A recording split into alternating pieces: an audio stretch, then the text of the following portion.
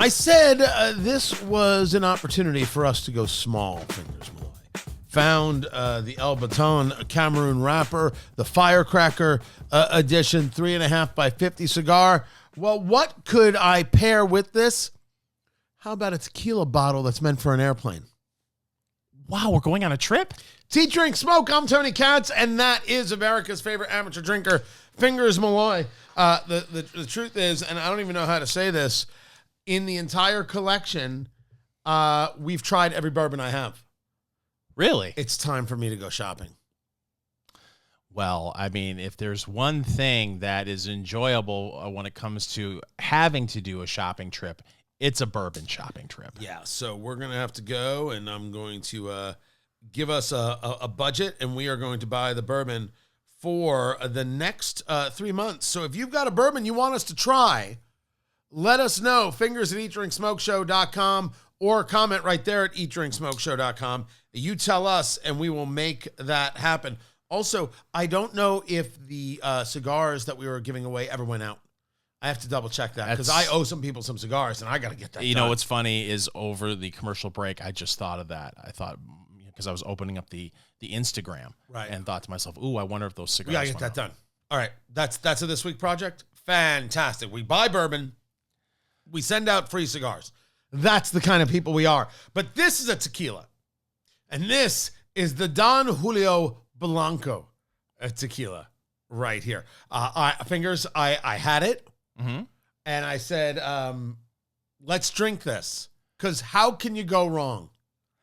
I thought you said I had it, meaning you had some of it earlier. Oh, no. I mean, earlier, I felt like having it, but I did not have it. We talk about the añejos, we talk about the reposados, things that are a little more full and a little more rich. This is your basic. This is your shot tequila. This is your down and dirty margarita tequila. But can it hold up on its own as just a basic sipper? More and more tequila going on in America, people utilizing it as a sipping kind of drink, and we have had some really good tequilas. Well, we, of course, as you know, just over the past month or so, we've done some good rums. I don't know what to think of this. I don't even know where I got this bottle. It's a little mini bottle. I do not know where this came from. I think this came as part of a gift that someone gave me. I thought you were going to say Southwest Airlines. Nah, they don't. Do they serve the Don Julio on the Southwest Airlines? Let me check. I don't know. Yeah, I mean, in order to get Don Julio, I'm assuming you have to fly TWA or Braniff, maybe Pan Am, right? Maybe America West.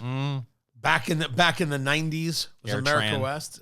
AirTran, bravissimo, well done, well played. Haven't brought that one up in a while. Do you like tequila in general? No, you're not a fan of the agave? Not a fan, and it is basically because of college, and that wasn't high-end tequila I was drinking. No, it wasn't. And then on top of it, it was part of, at least on a couple of occasions, the worst possible shot you could ever buy someone. And I think that's just it. We were so wrongly introduced to tequila that we have these ridiculous flashback kind of moments of what tequila did to some of you. And when I say some of you, I mean all of you in Eat, Drink, Smoke Nation. Have you ever had a Prairie Fire? Is that the one with Tabasco? Yes, tequila and Tabasco sauce. I love me. It's exactly something you would buy your 21-year-old friend on his birthday because you don't like him. Yeah, it's, Prairie Fire is what you drink when you want to see it on the back of a toilet bowl. When you're like, I wonder what that's going to look like. And then it splashes back and gets you in the eye. And that's a disease you have a hard time explaining to your significant other. Wow. Oh, right. I'm the only person who knows that to be true, and it never happened to me. I had one before we got on the air here, and it blew out one of my lenses. First things first, this Don Julio Blanco, there's some nose here. But I'm telling you, that is a lovely citrus right there. That you at first get that tequila kind of hit, almost like a tequila ethanol kind of thing. Smells like college. Does it? I appreciate people who like a fine tequila. It has never been in my wheelhouse. But I'm always willing to try new things. Yeah, I find myself more attracted to things that have a little more, just a touch more age and a touch more depth to them. And certainly, I'm not the Blancos, the Añejos work with me. I find myself more attracted to the rums. I find that I'm having this weird kind of fascination with gin lately, which really? is it's so weird because gin is so much on the nose because of the juniper, and I'm trying to see if I can catch different things out of the nose, and therefore can I really pick that out in the flavor, because gin as a taste is so simple, right? There's so much more happening on the nose, so I'm wondering if I can pick things out of the nose to really match with a palate. But you're not smoking a cigar with the gin, are you? No, just trying. Yeah. And again, I'm not really a drinker of anything, which is one of the weirdest things that people find out about, at least me, is that I leave it all behind. I sip. I want to get an idea of what's happening, and I don't need the rest. I leave behind, you've seen it happen, Yes. glasses and glasses of everything. Yeah. Same. That's not the same. Fingers Malloy, you ready for this? I'm ready for this all day. He is doing the Don Julio Blanco, doing what's known as the Kentucky Chew. And we do that with bourbon. Moving around the palate, really get an idea of those flavors. I'm a believer in the 2 sips theory. The first sip to set the taste buds, the second sip really to get an idea of what those flavors are. Fingers, you're right there with the Don Julio Blanco. What say you? I've heard it described as white pepper before. Would agree with that. Really? Also, there is a tropical fruit to it. It reminds me of those tropical fruit medley cups that you would get your kids for their lunch. A little bit of that as well. It's very nice. You would never know that. What's the proof on this? Is it? I believe this is 80 proof. 80 proof. I mean, a hint of alcohol. There is a nice little bit of warmth on the finish that reminds you, okay, there's some alcohol here, but there's no sting and there's no burning in the chest. Nothing that we would expect from some of the bourbon that we. So the Don Julio Blanco is 100% Blue Weber agave, made in Mexico, 80 proof, so 40% alcohol by volume, and the nose is very citrus, right? Really aggressively. So a lot of lemon lime going on there. But let us go in. We're going to you, everybody. He's going in, ladies and gentlemen, and he's doing what we like to call. He's not even really doing the Saginaw Swish. What do you think? Well, that's easier than I thought it would be. Yeah, there's a little bit of sting on the lip there. But it's not syrupy. No. It's just a sweet drink. Maybe there is a slow, low heat middle chest. Hold on, I'm going back. Oh, good for you. Go in for more. Yeah. Do you get any of that pepper? Like, or do you think that I think I get a heat. Yeah. But I don't know if I call that a pepper. Maybe if I was drinking it outside of the cigar, maybe. No, I don't feel a real pepper kind of hit there. The question is the Don Julio in your liquor cabinet, Fingers Malloy, with all the other things that are in your liquor cabinet, or is it just deep in the recesses of your history? Find out. Let's eat, drink, smoke. Now, I know, Fingers, you have been waiting on getting a Blackstone, waiting till you're finally completely moved in, which has taken 900 years. But the house finally sold last week. Yes, the original house is all done. Yes, everything is out. You have the money. Yes. You've rolled around in it like you're Scrooge McDuck. It's already gone. Oh. Roulette wheel. Nice. Now, he didn't gamble. He just bought a really big roulette wheel. There it is. See, drink, smoke. I'm Tony Katz. That is America's favorite amateur drinker, Fingers Malloy. Mazel tov, by the way. I'm glad that part is done. You have no idea. Infinite, right? Oh. It feels so good. Yeah, now I just have 7,000 boxes in my house. So you're still not unpacked? Oh, no. I don't even understand. No. I don't understand. Okay, you realize I just had eye surgery. Yeah. We have family members who have health issues. Right. We're traveling back and forth up to Michigan for that. And then I work 97 hours a week. So if I'm hearing you right, a lot of excuses. Did you just call me an excuse factory? I'm just saying, perhaps an excuse merchant. Fair enough, but perhaps a purveyor of excuses. But also, in my defense, I really like boxes. So you have not yet gotten yourself a flat top, a griddle, Blackstone for the backyard. No, I have not. I need that, and I need another grill. That's definitely happening. I'm doing a twofer. I think that's happening. So when you say a twofer, you mean like a 2-in-1 kind of combo unit? No, I'm getting a grill and a griddle. So you came across a story over there at NJ.com. Stands for New Jersey. How's your mother? Walmart has so many Blackstone griddles on sale for cheap prices in an end of summer deal. And it has a list of all of these Blackstones. And the question before us is this a good deal? Are these good deals? So, for example, they've got the Blackstone Iron Forged 4-burner liquid propane outdoor griddle for $591 instead of $638. That doesn't seem like much of a deal. No, it doesn't. But you get down further on the list, and there are better deals. But my question for the griddle people, and do you consider yourself a griddle aficionado? So no. I do not. I don't know how many burners do I need? Do I need 3 burners? 17. Oh, see. I hope that one's on sale. I mean, how many burners is how much space do you need? What are you really going to do with it? The reason I have not bought one yet, and I would buy one just to have one, is that I have no idea what my regular use is going to be of it. So if I take a look at the grill that I have a Weber Genesis, a propane. I've got the flat top in there. I can throw it in there and boom, I could be sauteing peppers and onions for my fajitas or whatever it is that I thought I was going to do. Be like, okay, that was fun, and then never do it again. Mm-hmm. Right? So that's the issue. That's true. That's exactly it. I have How a pizza often? oven. I have a pizza oven that I bought for my grill. I had to have it. I've used it once. You bought a pizza oven for the grill? Mm-hmm. You mean just the stone? It's a stone, but it's the full oven. So you've got the top there that will melt the cheese instead of just putting it on a stone. You know how sometimes it's a little awkward to cook because there's too much I've never space. done it. I have no idea. It turned out great, and then I haven't used it since. So, I mean, if they sell those pizza ovens, and I could, right? How much stuff do I need? And then I got to put stuff away in the winter. I want to be able to put stuff under a cover and just leave it be. That's what I'm trying to do. So I haven't gotten one yet. But how big you need it, I don't know. What do you want to do? Is this really about smash burgers, or is this about pancakes? What is this about? So it's about smash burgers.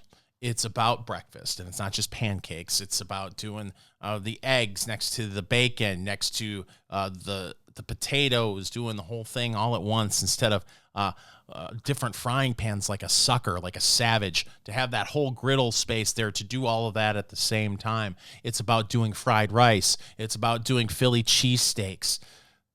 You're never going to do these things. Look at me. I'm fat. I'm going to do all of them tomorrow if I buy one. No, you're not. No, you're not. You are so full of crap. How dare you, sir? You're never going to. I'm telling you, you're not going to do it. This is ridiculous. You're going to do it once, and then you're never going to do it again.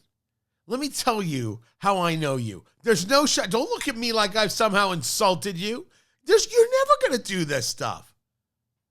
I dare you to do it. You see what I'm doing, guys? I dare you to do it. You have often been called our generation's Tony Robbins.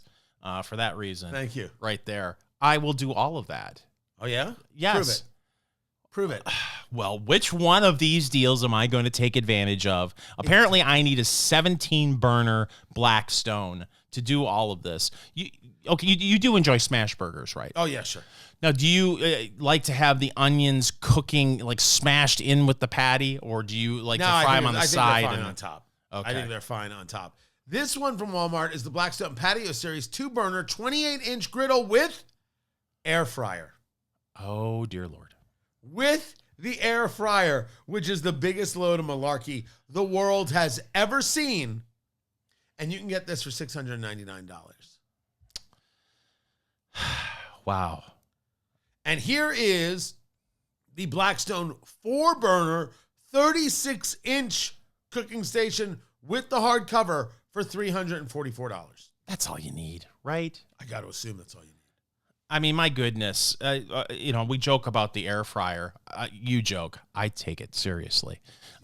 But I don't know if I want my air fryer in the garage. I don't know. In the garage. You wait, stop. You can put the Blackstone in the garage? Yeah, I like to have my grill and my whatever I use to cook in the garage. Wheel it out in the driveway, wheel it back in. That's how my Weber Genesis lasted 30 years without a lick of rust on it.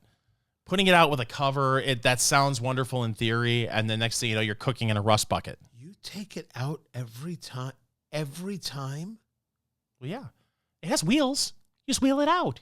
You cook, you wheel it back in. This is going to be our first actual fight. What the hell is wrong with you? What is wrong with you? What is wrong with you? I get some people like to buy a grill every 2 years. Others of us like to keep our grill. You keep it in the garage? Yes. Every day? Yes. Nights too? And on the weekends. Now you're just talking crazy. Why wouldn't you? That is insane. So do you leave your grill out year round in the snow with a cover on it? Yeah. Wow. Yeah. You're living on the edge, my friend. I don't know how that's living on the edge. I have a really good cover. It covers it and everything. You know what else covers it? Rust in about 2 years. Go look. Go look at my Traeger, which I think I'm on 4 years now. Didn't you have to have a professional come clean it? Because I had no arm. I had the surgery. I can tell you in my garage, animals, mice in the never have had a rodent in my grill as far as I know. You know what? Worth it. In and out of the garage every time. It has wheels. What is wrong with you? You act like I need 2 Sherpa to help me get it out into the driveway. You need Lou Ferrigno on speed dial. I bet I'm not the Eat, Drink, Smoke Nation who keeps their grill in the garage, takes it out, and then puts it back in when you're done. Honestly, I don't know if I'm going to let you listen to the show anymore if you do that. That is, if you stored it in the garage for the winter, I could see it. In the summer, spring through fall? Yes. I got my TVs out there. I can watch TV, grill, listen to my hi-fi. Your hi-fi? It's all in the garage, You got baby. a reel-to-reel tape player, too? Absolutely. Crank up the Victrola? That's how I listen to De La Soul. You're ridiculous. Nice pull. It's Eat, Drink, Smoke.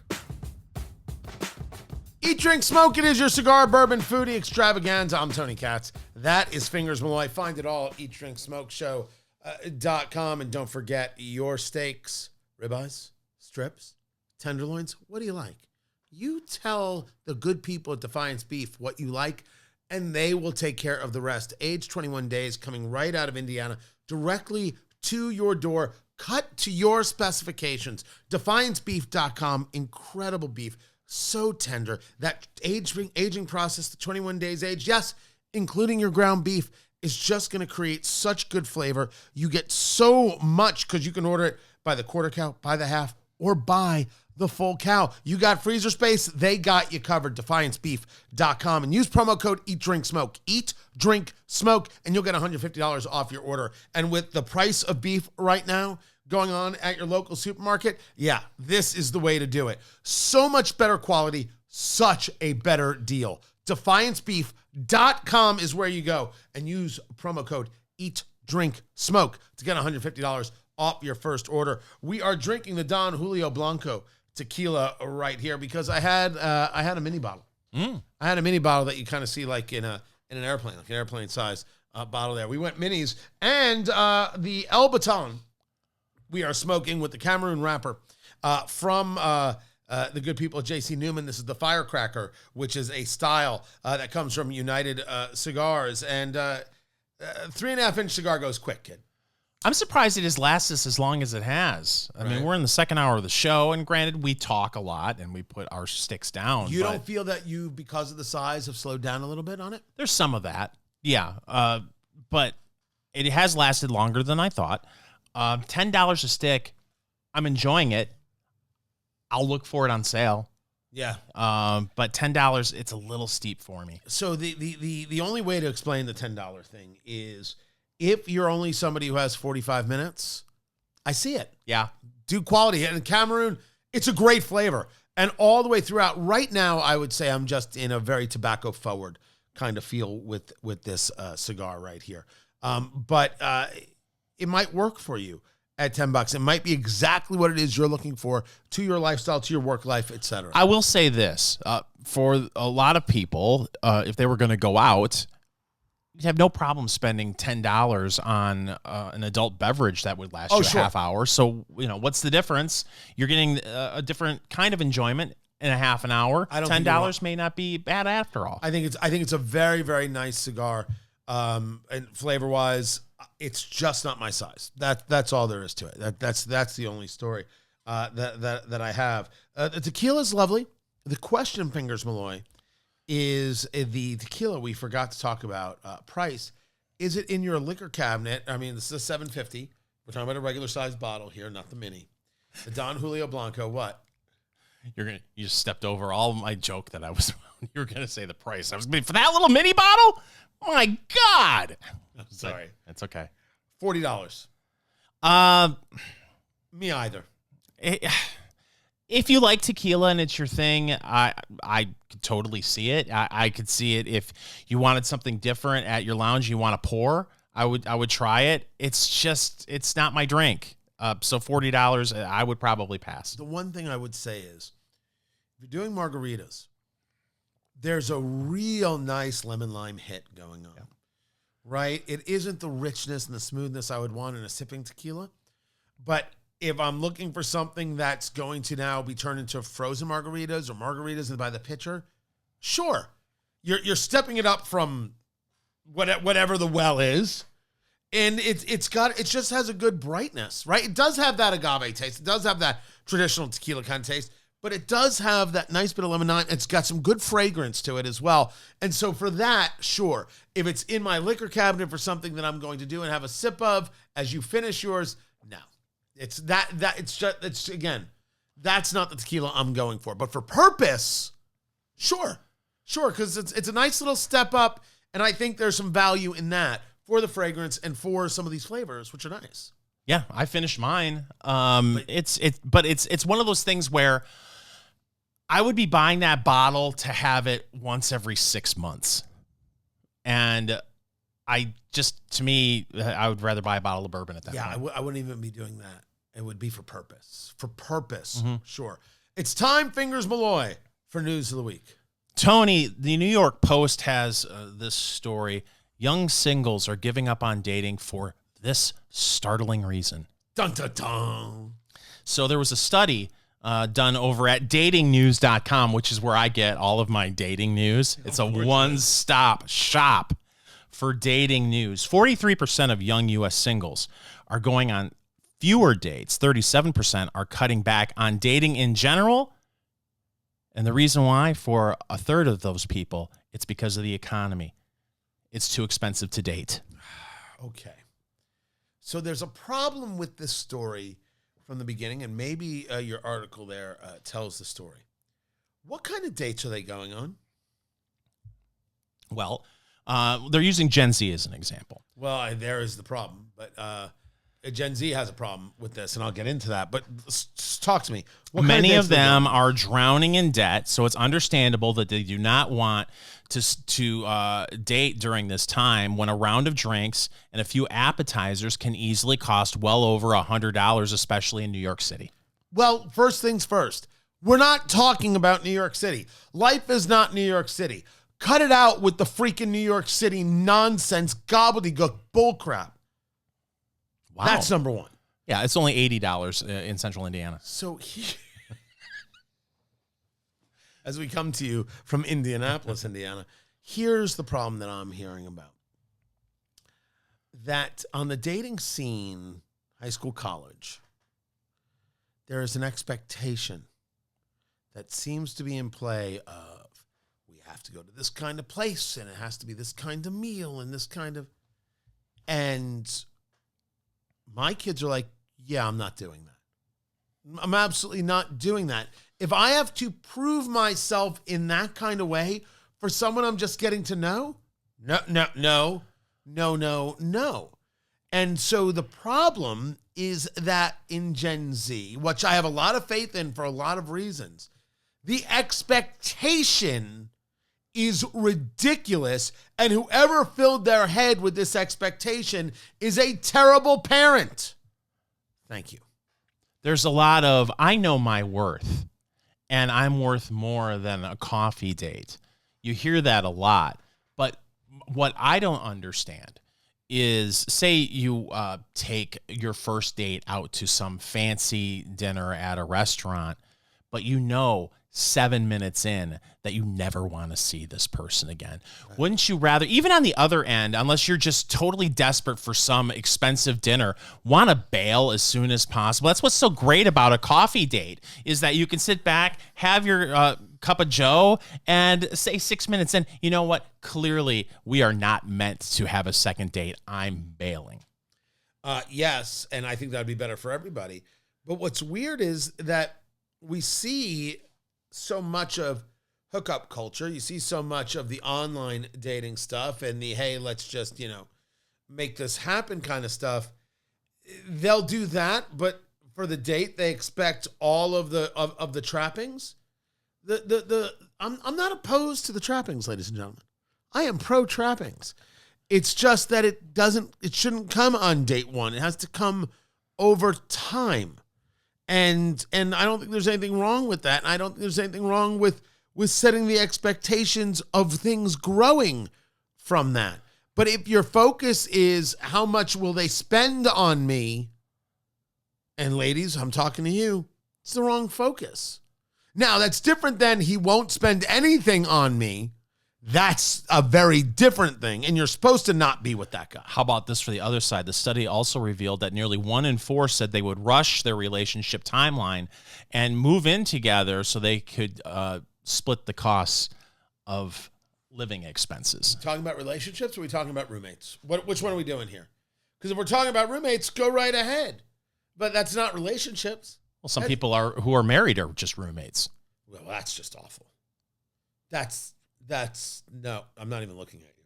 That is just awful. We should talk about that. Let's eat, drink, smoke. So I think the idea of these little robots that do the delivery, this is the sign of the end of days, right? Yes. This is living in WALL-E. We are all doomed. Yes. Sha-la-la-la. Tea, drink, smoke. Nicely done. I'm Tony Katz. That is Fingers Malloy. Find it all at eatdrinksmokeshow.com. DoorDash customers in Phoenix. If you get the DoorDash, it's going to be delivered most probably by something called a Dot. It is an autonomous delivery bot named Dot. The first such robot with the ability to maneuver within bike lanes and on roads and sidewalks, built expressly for local commerce. The only thing worse than this idea is the idea of drone delivery of your stuff, which means people are going to get decapitated. That drone is going to come in hot. Yeah. I was visiting my daughter. She goes to college, and I was on her campus, and it wasn't a DoorDash bot, but the campus, their food service through their cafeterias has one of these robots that goes around campus. And I was driving down the road with her, and I said, what the hell is that? Right. And she said, yeah, it's one of these robots that delivers food to your dorm. And it creeped me the hell out. It is. If you're asking, or if you're saying, well, Tony, Fingers, the technology is coming and you got to stop acting like ridiculous old people and get used to it, I would say to you that you're the problem. The enemy of all humanity. There is no way that these things don't end up in a local retention pond. And we find out whether or not your robot can float, or is it a witch? That's what's going to happen. There's not a question. This is, we are kidding ourselves. This is NFTs all over again. Here's my problem. I have an internal struggle. Really? About these things. On one hand, right, it helps me avoid all human contact. Ooh, makes Fingers Malloy very happy. It does. So the idea of some sort of RoboCop showing up, some sort of Android, some sort of cart with an iPad on it, delivering me my food, that appeals to me. But let's be honest, at one point, they're going to rule us all. The little robots? Yes, they're going to take over society. Right. They're going to run things. Right. And then we will be delivering some sort of fake food to them. So here's what's going to happen, if I may. The robot is going to come to your house delivering your, what did you get delivered? What did you get delivered from the robot? What did you order? I didn't order anything. But what would you order? What would I order? A Philly cheesesteak. Right, Philly cheesesteak is going to come to your door. And while it's coming up to your door, the robot is taking pictures of everything, of your house, of you, of the surroundings, and then it's going to sell that data to all these companies that are going to market. Hey, I see your hedges are looking a little rough. Here's some hedge trimmers, and oh hey, it looks like you need some paint. Here's a whole painting deal, and that's what this is. Them accumulating data on me and then selling it to others who can then abuse me with all of their offers, and I didn't get anything out of the deal. You got a cheesesteak. No. I ordered a cheesesteak.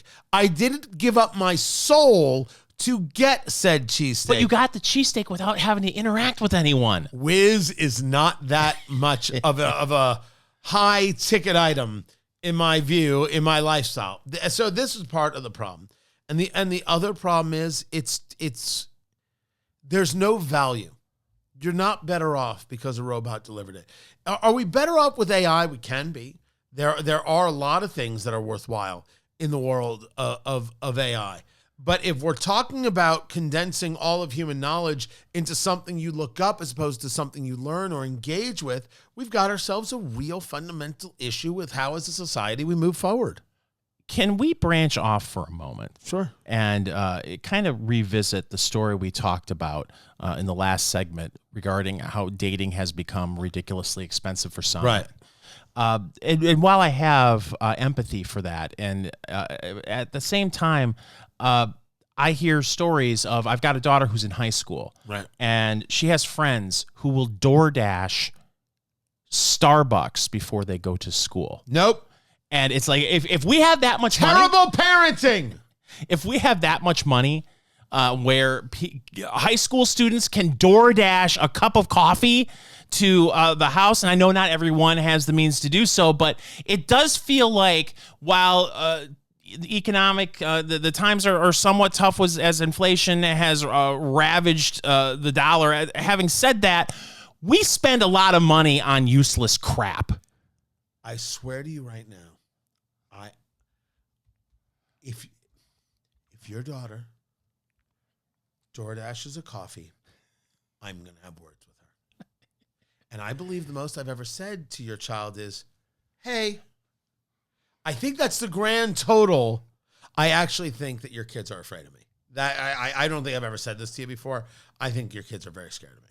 You think so? Oh, yeah. They're not scared of anything. Oh, they're terrified. Petrified. They're not even scared of the eventual robot takeover that will happen sooner rather than Just later. so you know, my children aren't afraid of you. It's that when I first started talking about you, Fingers Malloy, they thought I was talking too fast, and they thought you were Fingers my lawyer.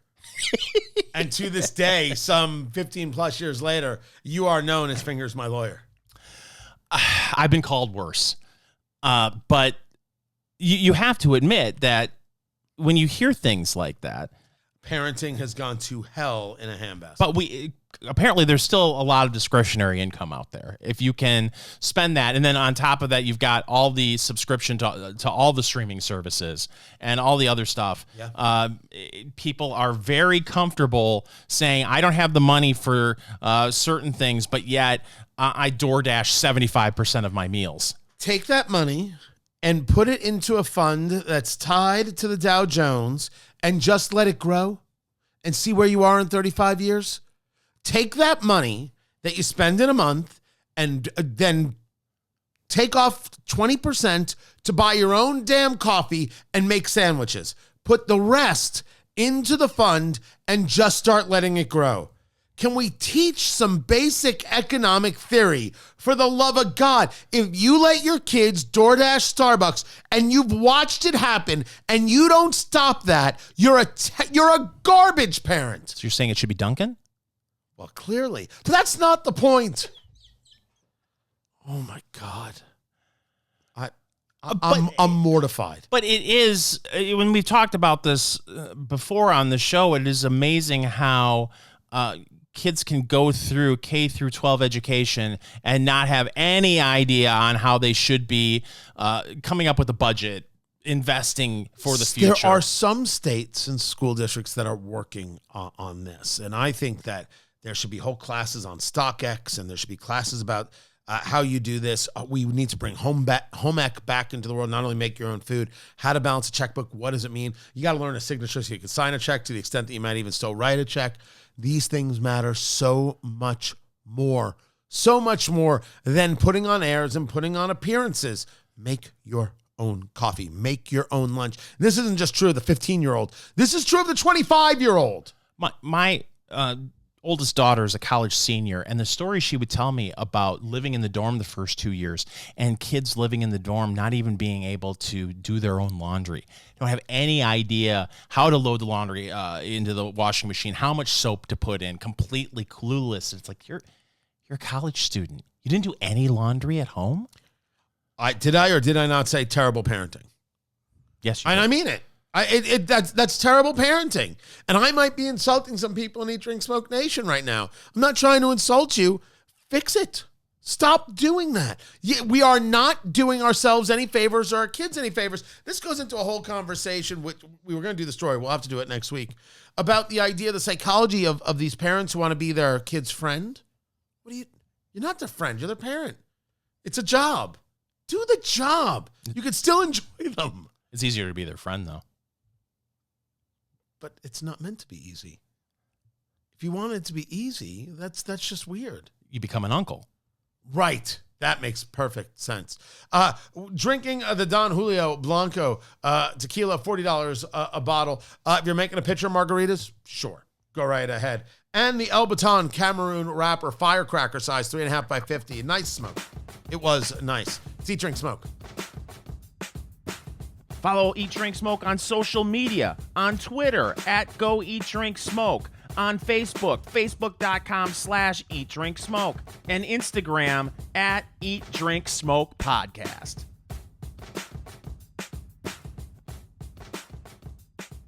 Hey, you made it all the way through to the end of this video. We're proud of you. You should watch more of our videos. Make sure you subscribe right there to Eat, Drink, Smoke, wherever it is you get your videos, on YouTube, on Rumble, and don't forget Instagram, Eat, Drink, Smoke Podcast, where we've got the shorts and some very cool things going on.